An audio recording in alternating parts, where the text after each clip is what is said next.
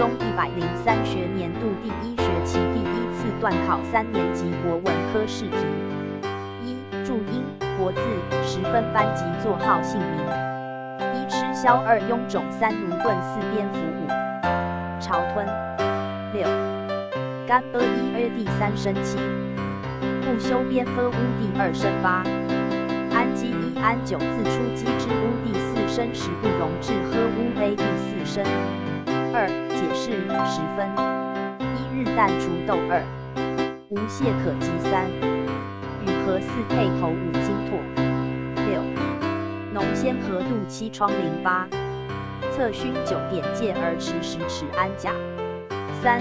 翻译8分。1. 万里赴戎机关山度若飞4分。2. 受大而不苟取利欲而不求成4分。4. 综合测验40分。1. 下列中的字何者读音两相同 ？A. 载歌载舞斜线载花的树林里，政府官署斜线民众联署。C. 赏赐百千强斜线强人所难。D. 目宿黄河边斜线借助医宿。2. 下列中的字义何者相同 ？A. 然非经节即不受，此其受大而不苟取。B. 利欲而不求成，戒而迟，出不胜及。C.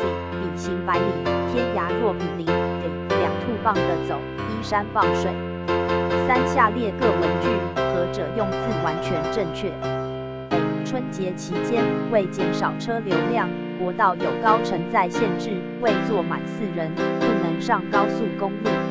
B. 小乖泪眼汪汪，装出一副无辜模样，企图博取别人的同情。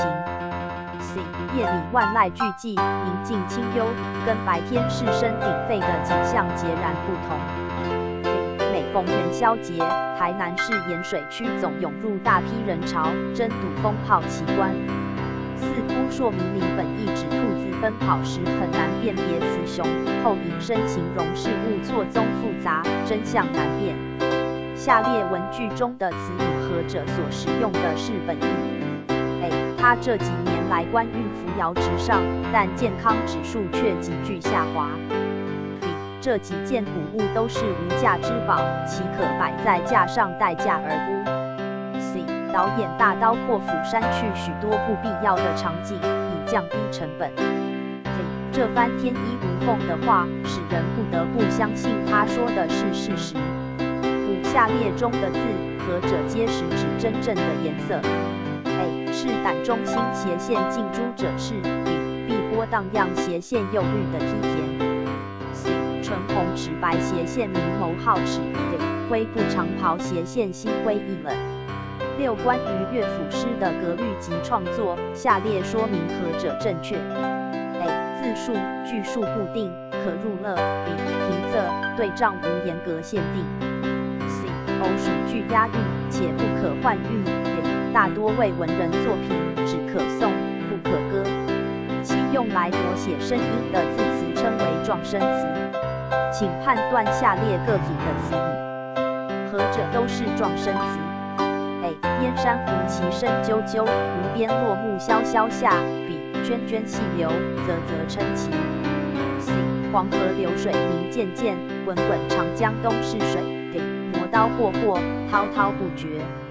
8. 木兰诗愿借明陀千里足，送儿还故乡一句所表达的心情，与下列何句意思最类似 ？A. 终日不成章，气屁凌如雨。B. 声中如告诉，未尽烦不兴。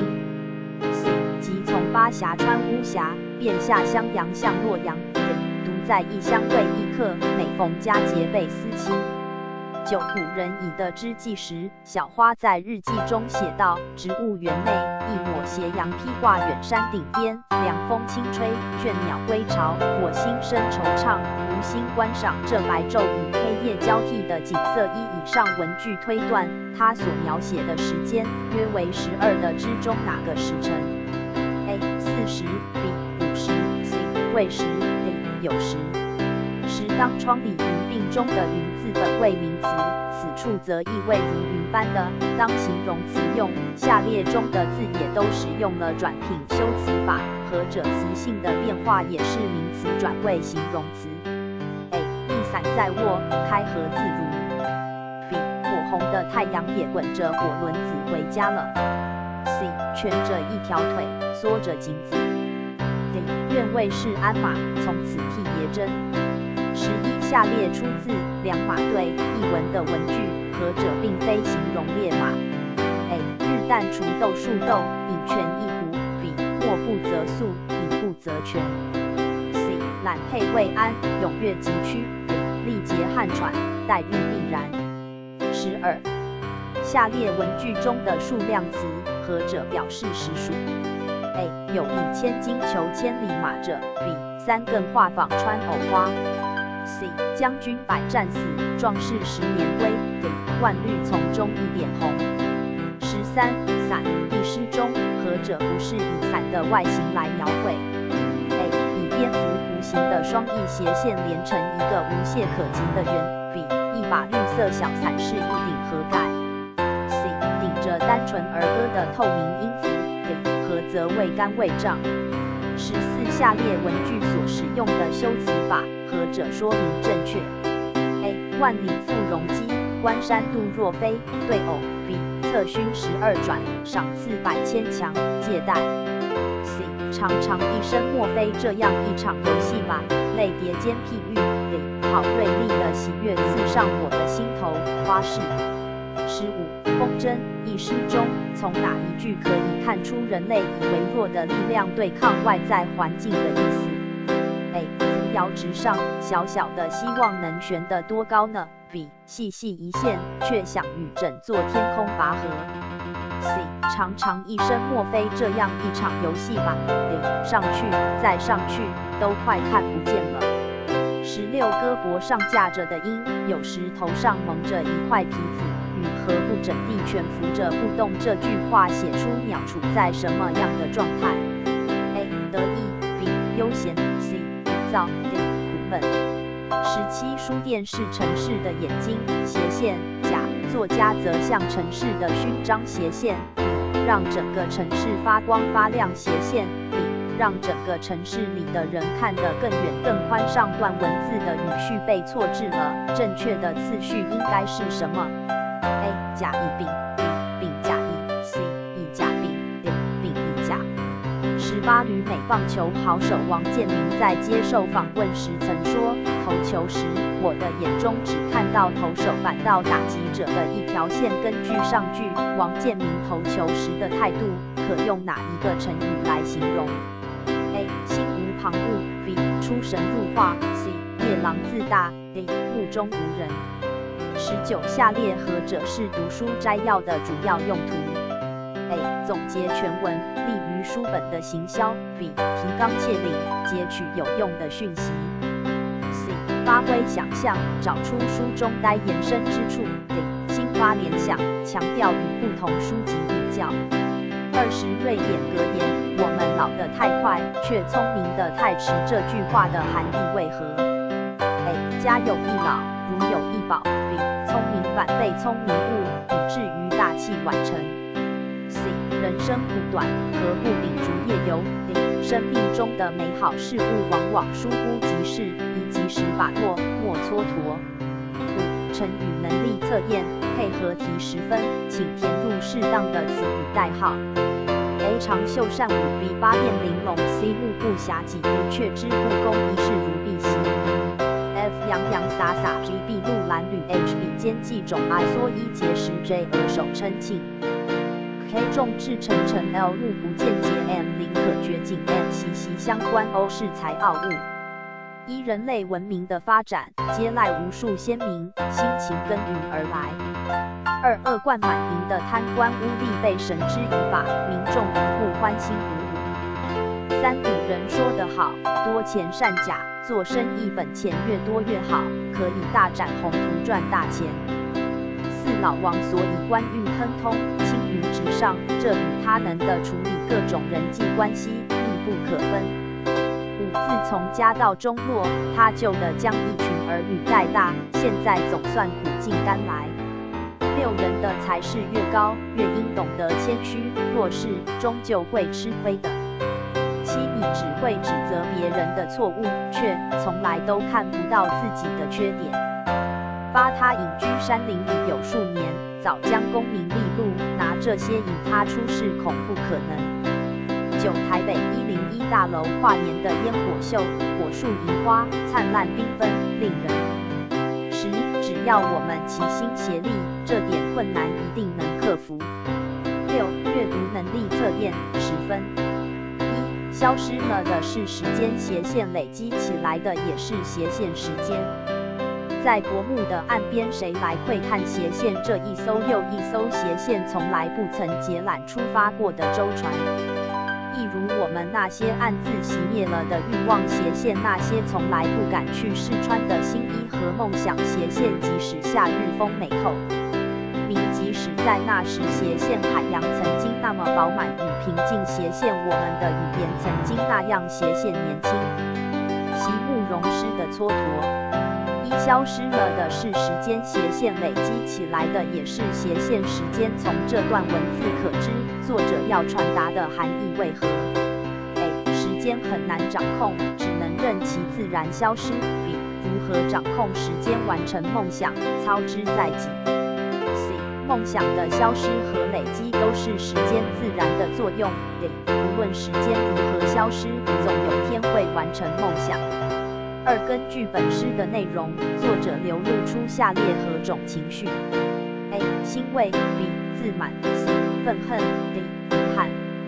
不要太过于保护你的孩子，你要他们成长，要他们独立，有时就必须狠着心肠把他们推出去，让他们去承受风雨的肆虐，去跋涉泥泞的狼狈，也让他们尝尝被拒绝、被羞辱、被不足所困的滋味。所有的这些打击、眼泪，以及因为错误付出的代价，都能帮助一个羸弱的生命更坚韧、更具备承担的勇气，并且在挫折失误中去分辨、调整自己的脚步，学习包容以及接纳别人，因而有一个更开阔的胸襟，懂得欣赏万物，珍惜自己。所以，不要心疼他们受苦，不要担心他们受伤害，只要你给他们一个随时可以回来流泪、将息伤口的地方。杏林子成长历程。3根据本文内容中，在孩子的成长历程中，下列何种做法最接近作者教养子女的态度 ？A 不打不成器，严厉管教才能激发、培养孩子的能力。B 爱与包容才能让孩子快乐成长，要接纳孩子的一切。C 预先为孩子的未来做好全盘规划，不让他们输在起跑点。D 允许孩子犯错、改过，提供他们一个可疗伤止痛的角落。4关于本文的写作方式，下列叙述何者正确 ？A 开门见山，首段以肯定的语句提出主张。B 利用泥泞、风雨来隐喻成长过程中的考验。C 以第一人称的角度写作，拉近与读者的距离。D 最后一段才点出主旨，期待父母能多关心孩子。一贫亲父父亲之习，冬日无求而弗可，恐人见笑，故意挥一扇对众兵曰：某幸未热，虽冬月亦好许凉。酒散，主人觉其味，故作逢迎之意，丹青两枕于严肃池亭之上。夜半不胜寒，乃覆床蔽体而走，失脚堕池中。主人还视之，惊问其故，平亲曰：只愿辟性未热之甚，虽冬月宿凉亭，还欲洗一水浴耳。明冯梦龙孝府。5根据文中叙述，这位贫穷的亲戚为何会坠入池中？A 生性怕热，想要洗冷水澡。B 池旁建筑物没有全措施。C 为自圆其说而兑现跳水承诺。D 我被逃离时不慎坠入池中。6下列何者为本故事的主旨 ？A 能言善道才是脱身的好伎俩。B 谄媚逢迎必然宾客众多。C 脱下面具才能真诚面对问题。D 主人要体贴周到才能广结善缘。我不是个画家，但截取美的片刻是我的心愿。我不是个作家，但记录每一次的感动是我的习惯。仔细想想，生活的本身即是书，即是画。也许前一刻我们是阅读官话的读者，而下一刻却又变成书中主角、画中人物了。更有可能，我们同时既是读者又是主角。每个日子都是内容不同的一本书，风格迥异的一幅画。只是我们的脚步太匆忙了，常常忘记去读它、欣赏它，随意的浏览过去，便断言生活是一味的今日抄袭昨日，只是公式化的食衣住行罢了。节选自简真生活细笔小读。七，下面哪一句话最能呼应生活的本身即是书，即是画的主旨 ？A. 有功夫读书，谓之福。B. 善读书者，无知而非书也。C. 欲己一代秋气，处事一代春气。D. 文章是案头之山水，山水是地上之文章。8.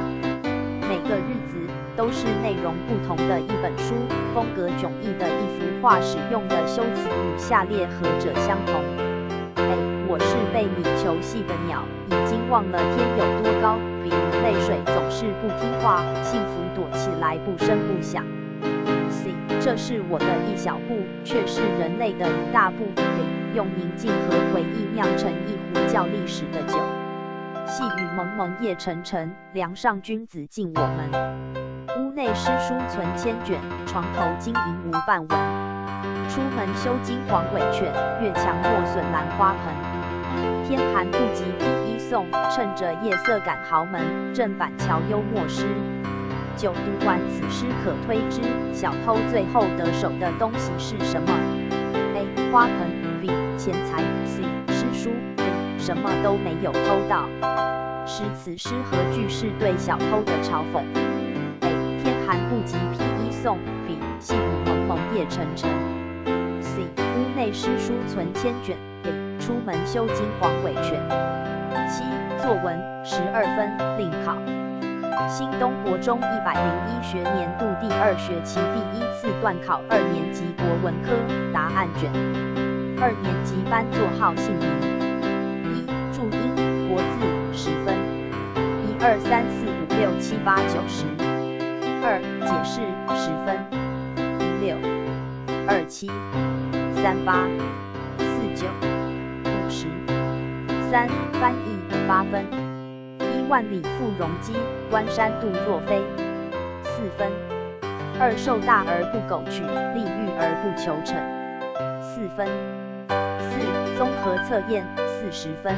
1、2、3、4、5、6、7、8、9、10。11、12、13、14、15、16、17、18、19、20。